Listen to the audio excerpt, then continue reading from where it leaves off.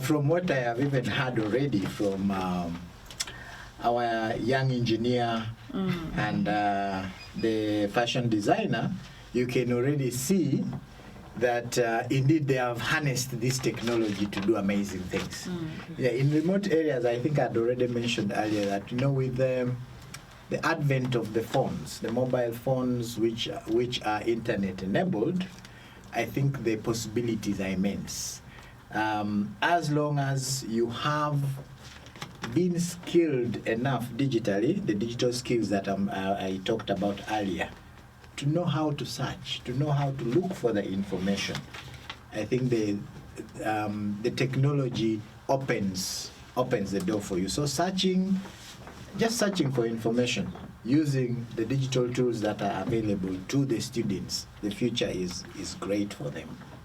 I heard from the fashion designer that, you know, even if Madame, the artisan, is not there in their center, all the students come, they search for information, they search for fashions, and then they just come to the madam and say, this is what we have done, this is what we have done. Exactly. So that is the research I'm talking about. So the technology, the potential to look for information from the internet is immense, even for the non-formal students like we have talked about. So that's very important. The digital skills provide immense opportunities. Then we have the learning management system, which, if used well, and I am happy that the students at URDT and the artisans are really making use of the LMS very well and the content that is there.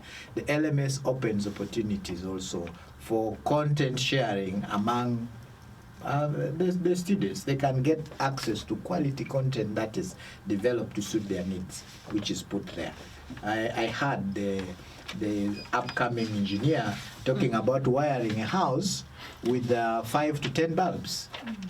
I remember the course that we developed, we only went up to about 3 bulbs with the artisan, and now she's talking about wiring up to 5 and 10. That means she has used the information on the LMS and then expanded to get even now. It opened her for her opportunities to be able to look for further information. So there's a lot that technology can really do for our students in a context like this. So what we need to do is simply empower them to have the appropriate technology, to have the technology in their hands, and then the future is bright for them. Things to do with the repeated experiments, for example. Yes, we know they're supposed to do hands-on and skills. Now, the time taken, for example, by our artisan Sylvia, to explain how to cut, to explain how to sew, to fold, the time she would take if she was doing it physically and manually the way they used to do would be a lot. But now, if the content is already there on the LMS, the students have that information prior. Then when they come to her, it's just about polishing. So the turnout rate, the rate at which they will finish the exercises, I think they're called PEX. She will explain what that means, will be higher. I think the students, the practical exercises, they will finish faster. So this is very good. So technology can open those opportunities. Finally, it's also important to know how to be safe online. I think they already talked about the safeguarding course which we have on the LMS. So as you get more and more, as they're exposed to using technology in their daily lives, there's also that they need to be mindful about safety and how to be safe online. And all that is a possibility available also on the internet they can use. Okay. Time is, I see. Yeah, time. Maybe yes. Before Stephen comes in, you can elaborate in a few minutes about the key barriers preventing non-formal youth from acquiring digital literacy. Yes, key barriers. Of course, the very first one is access to technology. Okay. Right. That's number one. Access to technology. Yes, we have talked about smartphones, we have talked about laptops, we have talked about computers, but these things cost money. So if somebody is not having the money that they can use to acquire these devices, then it becomes a barrier. So the barrier number one is really access to the technology and the availability of the technology. The technology in terms of devices, also the technology in terms of the internet. So that is a very big barrier. Okay. Number two, mindset, by the way, is mindset is a very critical thing as well. If the artisans and the students themselves do not see possibility in having these gadgets as learning tools, it becomes a barrier in itself. I heard Sylvia talking about a customer who came to her store and looked at computers and sewing machines and wondering that's a mindset thing.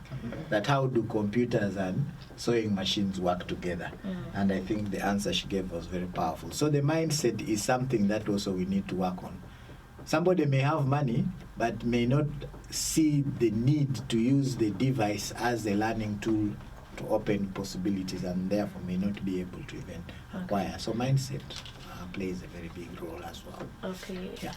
Fine. How do we address, just in 1 minute, how do we address these barriers? The barriers. I think it's working together, and that's why we are here as Cyber School.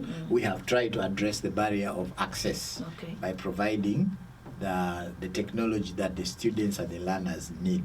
So investment in things like computers and things like small smartphones for the students, I think plays a very big role in breaking that barrier, and that was one of our targets. Then the mindset thing is about training and talking. Right, and also using mentors, particularly people who have actually done well using these technologies to show the benefit of the technologies, how technology has enabled them to even transition to work. Like our students here right now, when they go out and show what they have done, our engineer who is now able to do 7 and 10 bulbs instead of 2 and do it very well, she said she can challenge a degree holder. Congratulations. I'm very proud of her. Yes? So such can be change agents. Right? They can be change agents in the mindset game. Okay.